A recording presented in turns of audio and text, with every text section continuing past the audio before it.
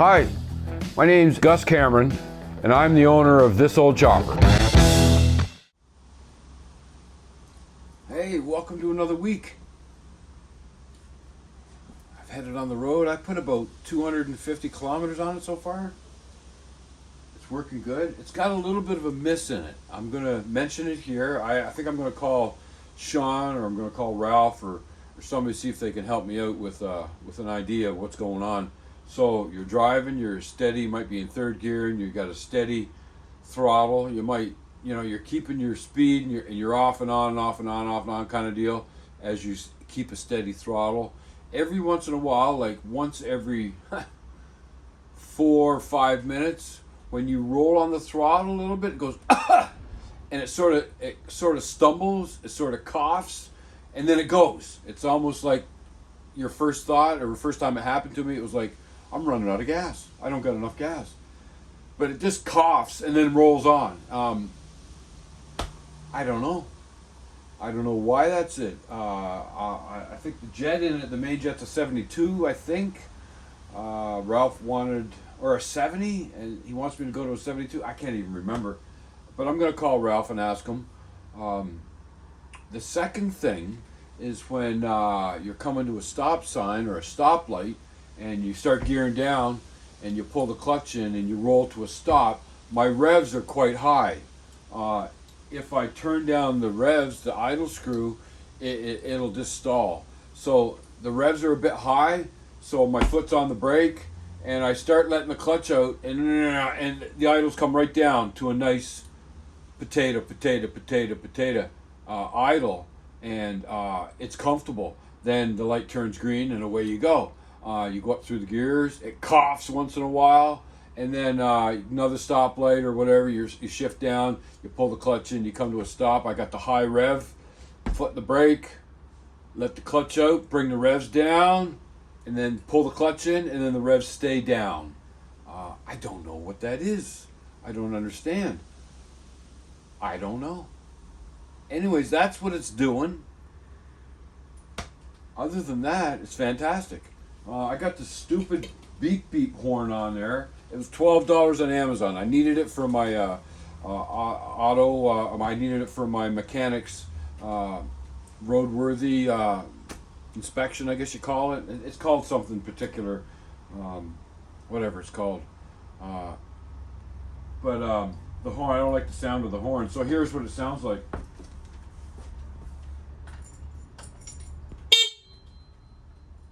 Too high pitched for me. It's too high pitched.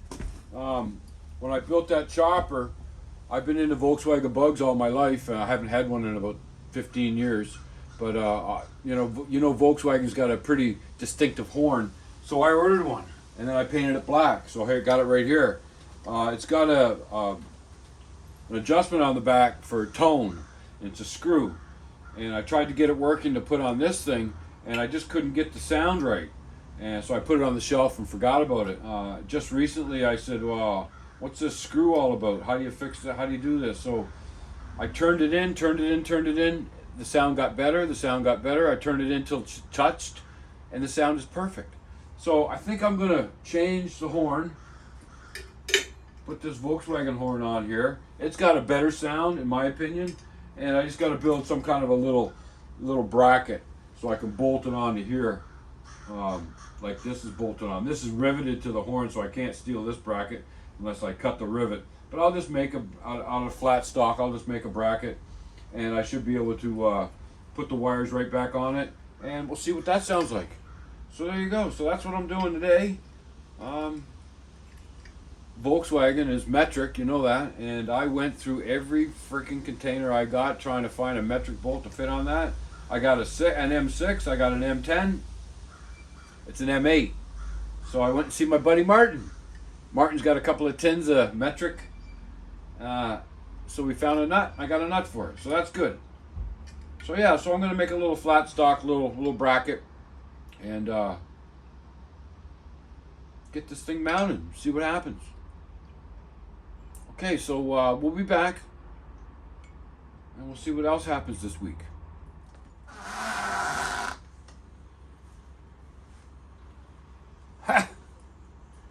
Well, there you go. VW horn. Want to hear it? All right, let's try it.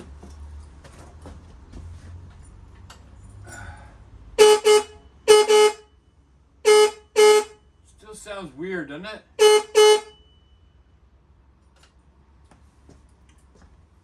Anyways, the amount of times I use a horn on a freaking motorcycle are not very often.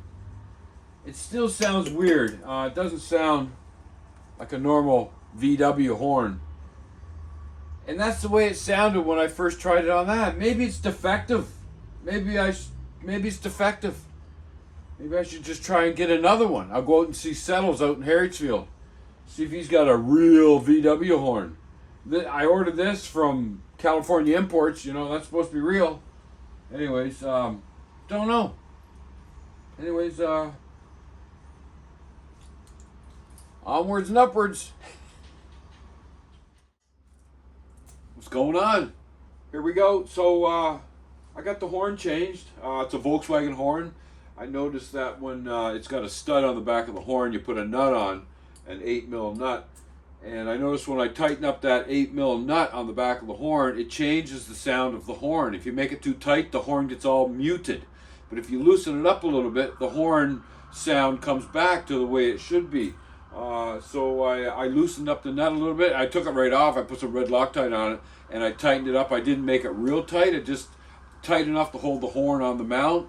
And I think it sounds all right. Here, I'll give you a try. So there you go. That's a Volkswagen horn. That's a Volkswagen horn. I was saying to him the last part of the video there before this that I got carb, small issues with the carb. I'm not sure what they are. I do know that it's a 72 main and a 295 pilot, I believe is what's in it.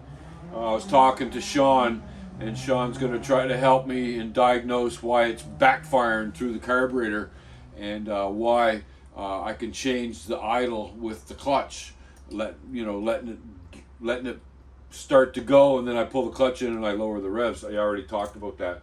Anyways, we're gonna try to figure that out. But you know what? I think I'm gonna try to kickstart it this morning. It's cold. It hasn't been running in a few days now. I'm gonna see if I can figure out what the routine is, and I think it's a couple of primer kicks, and then I don't know if I need the enricher or not. But I'm probably gonna try it without the enricher for the first kick with the power on. And then if it doesn't go, I'll put the enricher on and give it another kick. Just see what happens. I know one thing. It's got 9.5 to 1 compression ratio. 30 over on the pistons, 30 over. And it's a bit stiff to kick. I watch some of the other guys kicking Shovelheads, and it's just man, I'm telling you, it takes the whole 190 pounds to get that kick to go around. But anyways, let's see what happens. All right, gas is on. Key is off. Throttle open. See what I mean? It's tough.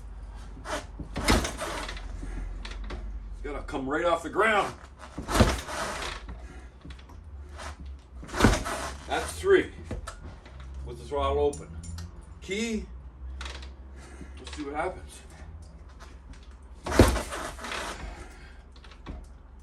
A little bit.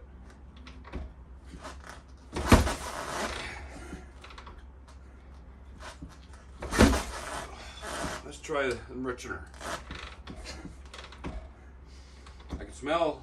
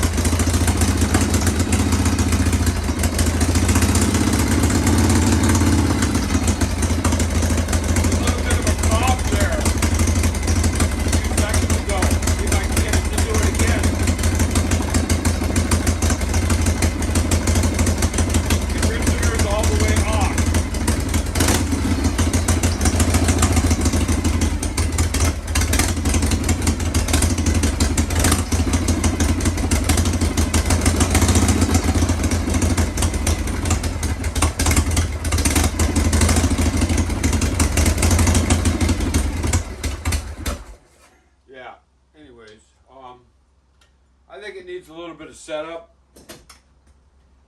Gas off.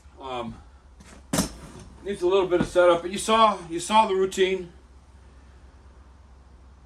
So it didn't want to go without the enrichener. I think it was 2 kicks or 3 kicks to prime, turn the key on, then 2 kicks without the enrichener.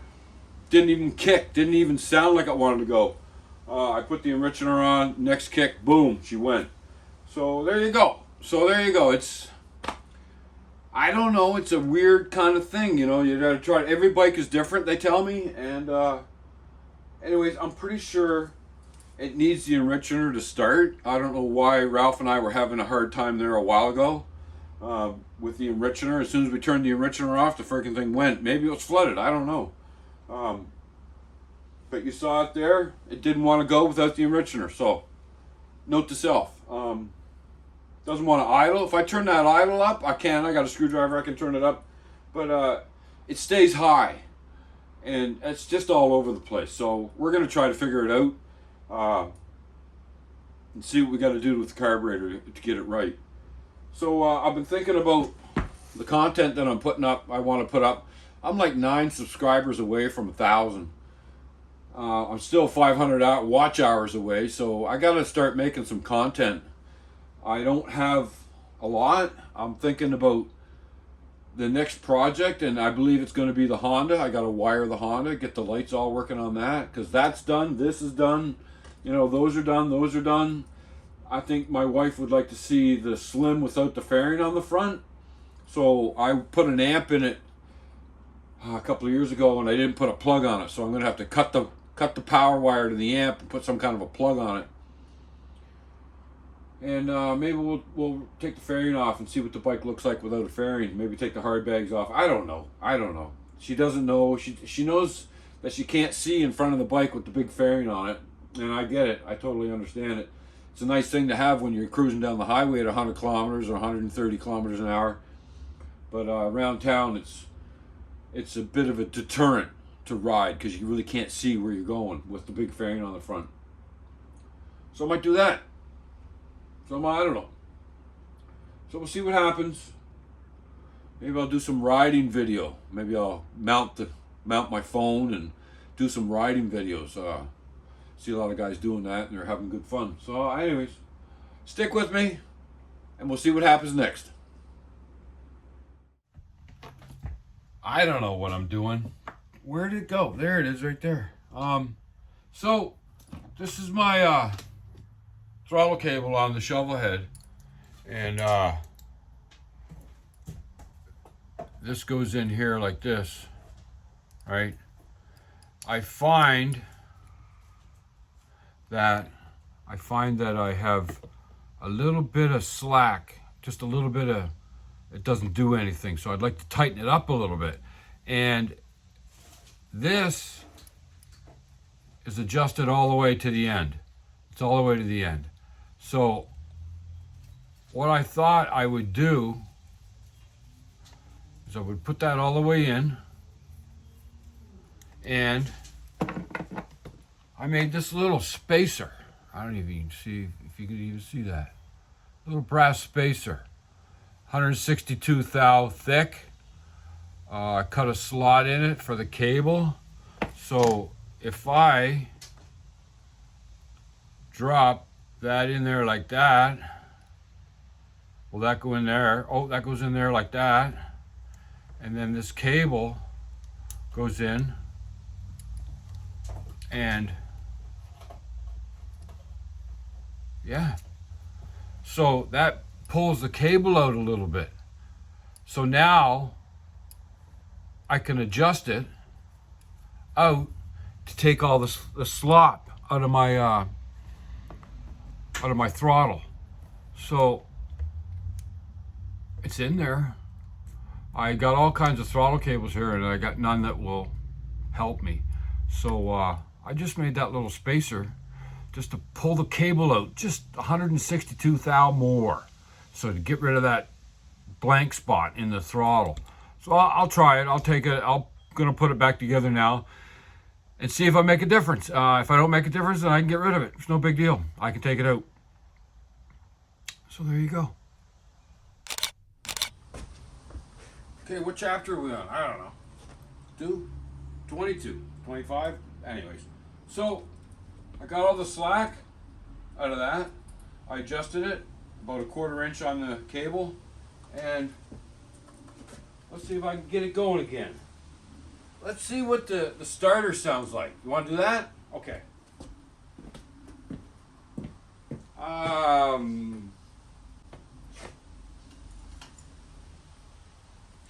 Neutral. Might as well put the enricher on. Alright, here we go. A couple of squirts. That's what I'm talking about. I think it's the Bendix or the starter drive.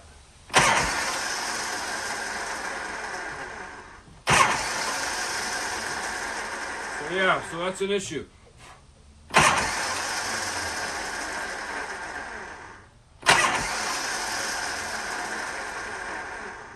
One more time.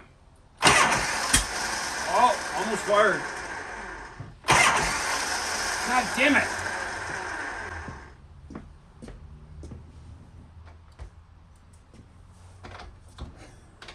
All right. Maybe I'll turn the gas on.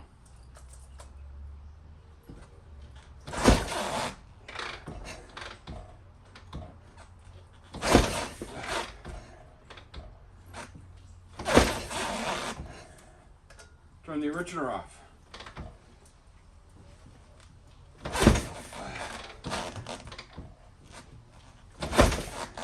Yeah, whatever.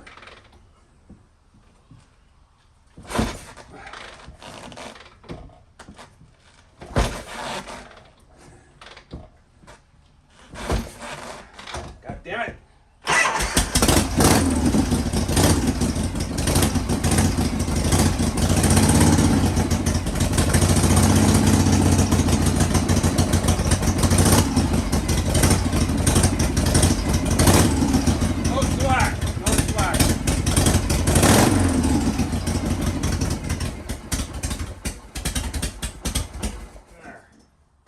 So,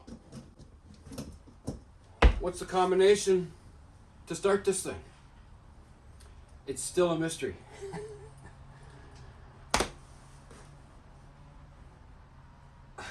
It's one of the, I don't know what it is.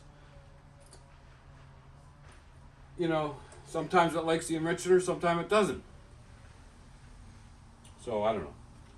We'll just try to enjoy it the best we can. Anyways, I'm glad I got the slop out of the throttle. There's no slop anymore. I'll tell you, there was a nice bit of slop, and I didn't like it. So yeah. So there you go. It's resolved. I got that. I got the cable. I got everything fixed. How do I start this thing? Who knows? Geez, I watched some of the other channels. Buddy's trying to start a shovel, and he's having a hard time. And I gotta say, I don't want to criticize, but I counted the number of times you did this, and I counted 17. 17 times you squirted it. I'm thinking that's a lot of squirts. But it's your bike, you know it better than I do, and I'm just thinking that maybe it's just getting a little bit too much gas. So anyways, I hope you get it going. I haven't seen it going yet. You know who I'm talking about. Anyways, good luck, and show us if you get it running, will you? Okay, we'll be back.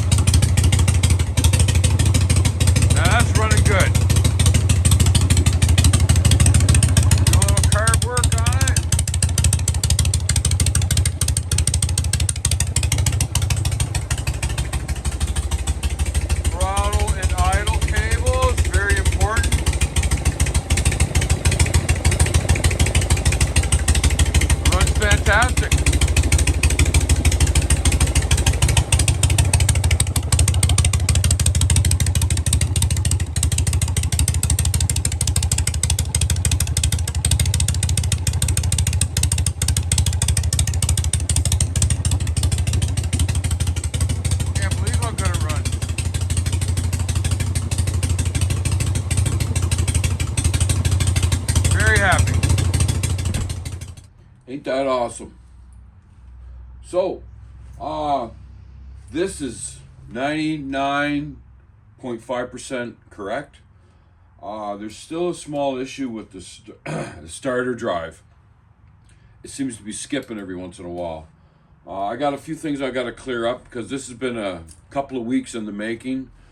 Sorry it's been so long since I put up a video. Life is busy. Veterans, good friends passing away, cottage, all kinds of stuff. So let's say, all right, so you saw that I made a spacer for the throttle cable. Probably not the best idea. You should probably generally get the throttle cable that fits your bike rather than trying to make one that doesn't fit put a spacer in it. I don't see how it's dangerous that way, but what really is dangerous and what was messing up the idle was a couple of things. I took this out to Sean to let him diagnose it. Sean, S&S Customs. I could have taken to Ralph. It's my time. Let's go. Ralph is an hour and a half away from me. Probably have to trailer it. A little extra work to get it out to Ralph's. Ralph's busy. Sean is like 20 minutes. Just a sackful. I rode it to Sean's. He took a few days and looked at it. He thought that it was running rich. I think Ralph set it up that way initially, just for the break-in period, but it was quite rich. So we reduced the main jet to a 70, from 72 to 70, and the pilot jet we went from 29.5 to 28.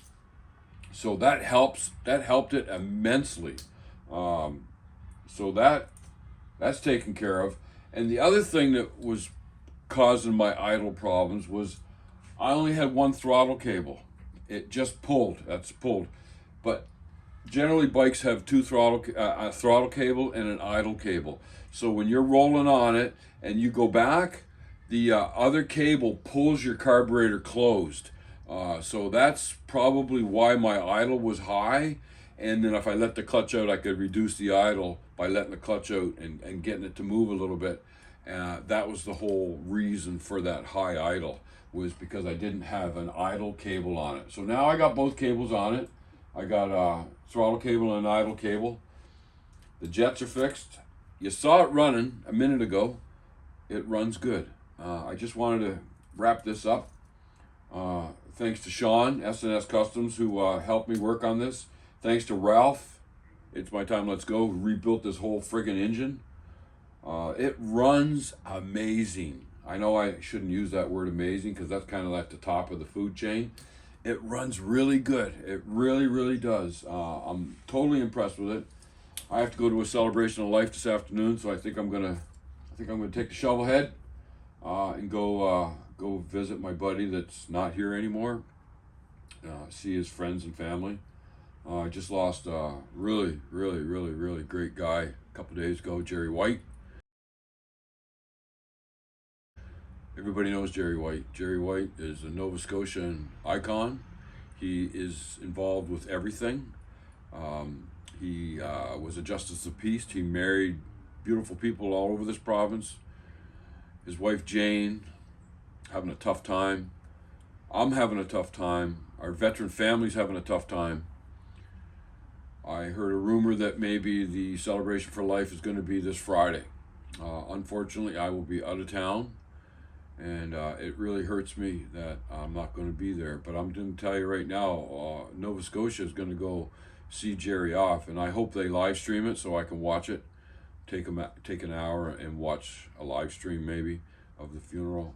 Also, my prior from the Order of St. George, John Pickford, he passed away last week also. So his celebration of life is this weekend. I don't know what to say. Dennis Morrison, going to see his celebration of life today.